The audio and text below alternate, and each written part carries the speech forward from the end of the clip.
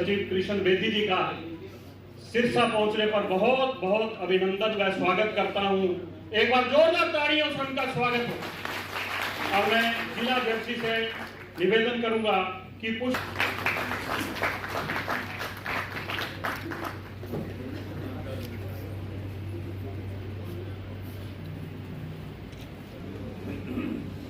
आज की बैठक को शुरू होने से पहले मैं जिला अध्यक्ष जी को भी व आज के मुख्य अतिथि जी को भी बताना चाहूंगा कि सभी कार्यकर्ता जो समय निश्चित था, जिला अध्यक्ष आदित्य देवीलाल जी से अनुरोध करूंगा कि वो आगे की बैठक को सुचारू रूप से चलाएं। माननीय आदित्य देवीलाल जी, आज सरसा जिला भारतीय जनता पार्टी की एक बहुत ही महत्वपूर्ण बैठक हमारे माननीय जिलाध्यक्ष भाई आदित्य जी के अध्यक्षता में हुई और मुझे कार्यकर्ताओं के रूबरू होने का अवसर मिला, क्योंकि 29 मई को सुबह 9 बजे हरियाणा प्रदेश के बहुत ही लोकप्रिय मुख्यमंत्री विकास पुरुष श्रीमान मनोहर लाल जी ओडा में सुबह 9 बजे एक विशाल जनसभा को संबोधित करने के लिए आ रहे हैं। और उस विशाल जनसभा में सरसा जिला का कोरोना काल के अंदर और जिस प्रकार से 2 साल से बहुत सी विकास योजनाएं जो रुकी हुई हैं, उनको एक नई दिशा, उनको एक नई शुरुआत देने का काम करेंगे। आज इस सभी को लेकर हमने ये बैठक यहाँ पे तय की है और 29 तारीख को मुख्यमंत्री जी के साथ हमारे मंत्रिमंडल के बहुत से सहयोगी इस कार्यक्रम में रहने वाले हैं। क्या माना जाए बेदी जी की काफ़ी लंबे समय से बातचीत बजट में भी काफ़ी आती है, मेडिकल कॉलेज की, तो इन जैसी तमाम परियोजनाओं का उद्घाटन शिलान्यास कोई बनेगी क्या? हाँ, जब मुख्यमंत्री जी आ रहे हैं तो जिला की प्रगति रैली होगी। हमारे पूरे पंचों विधानसभा उसमें शामिल रहेंगी। तो जितनी भी विकास योजनाएं जो कंप्लीट है या जिनका हमने शुरुआत करनी है, वो सभी कार्यक्रमों को विस्तार रूप हम देने का काम करेंगे। चुनाव, पंचायती चुनाव, दूसरे चुनाव है, कितनी तैयार है भाजपा? भारतीय जनता पार्टी तो हर चुनाव के लिए तैयार रहती है, परंतु निकाय चुनाव को लेकर और पंचायती चुनाव को लेकर हमारी टीम पूरी तरह तैयारी में है और चुनाव लड़ने में सक्षम भी और चुनाव जीतने में भी सक्षम है। भाजपा के साथ मिलकर लड़ेंगे चुनाव क्या इंडिपेंडेंट लड़ेंगे? देखिए, ये जो निकाय चुनाव है, कोई नगर परिषद का चुनाव है तो शायद हमारा नेतृत्व जो फैसला करे तो करे, परंतु नगर पालिका चुनाव के अंदर, छोटे चुनाव के अंदर सिंबल पर चुनाव नहीं लड़े जाते। और सिंबल पर जब चुनाव नहीं होता, ये भाईचारे का चुनाव होता है। तो जो जिसका जहाँ सहयोग को ले सकता होगा, वो स्थानीय कार्यकर्ता की योग्यता है, स्थानीय कैंडिडेट की योग्यता है, वो किसका योगदान किस तरीके से ज़्यादा ले सकता है।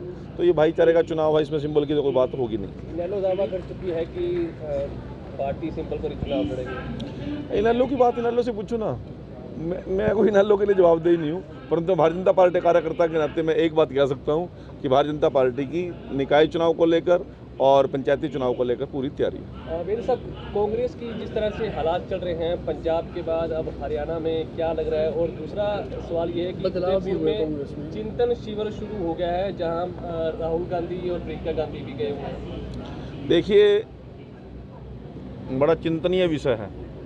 देश का एक ऐसा राजनीतिक दल जो देश की राजनीति के अंदर एक महत्वपूर्ण भूमिका रखता था, परंतु आज लंबे समय से नेतृत्व विहीन, मुद्दा विहीन और नीति और नीयत विहीन नज़र आ रहा है।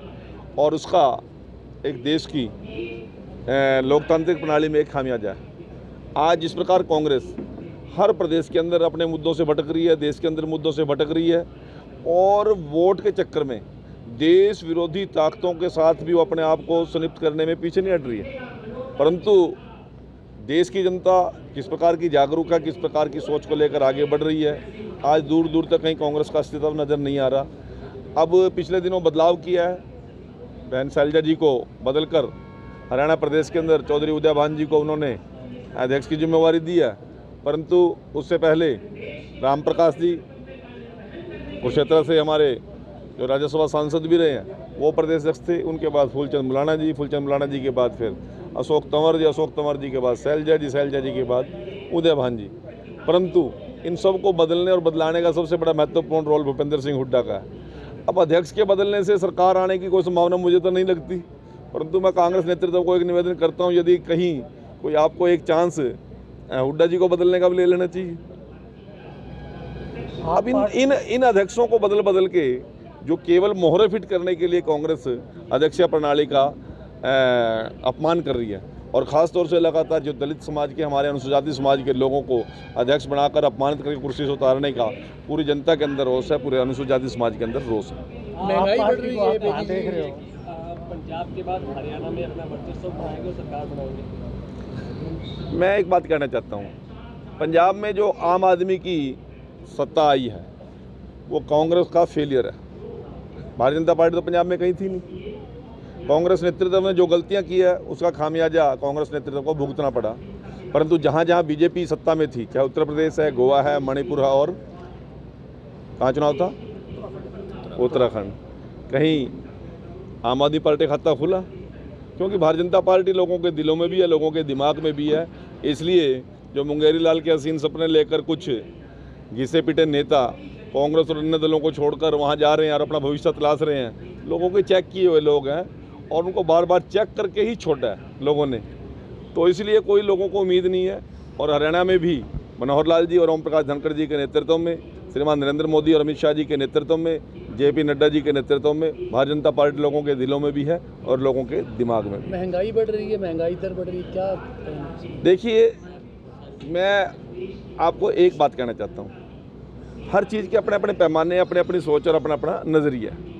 महंगाई के लिए यदि आज देश का नेतृत्व हर चीज़ को कंट्रोल करने में हम लगे हुए हैं और कंट्रोल कर भी रहे हैं, और इसके साथ साथ जितने साधन संसाधन हैं उनका हम ज़बरदस्त उपयोग भी कर रहे हैं, उनको जनता के हित में उनको लेकर आ रहे हैं। तो इसलिए मैं आपके माध्यम से अपील करना चाहता हूं कि किसी को ज़्यादा भावुक और परेशान होने की आवश्यकता नहीं है। देश के अंदर मजबूत नेतृत्व है और मजबूत नेतृत्व के होते प्रदेश और देश की जनता को किसी प्रकार की कमी नहीं आने दें।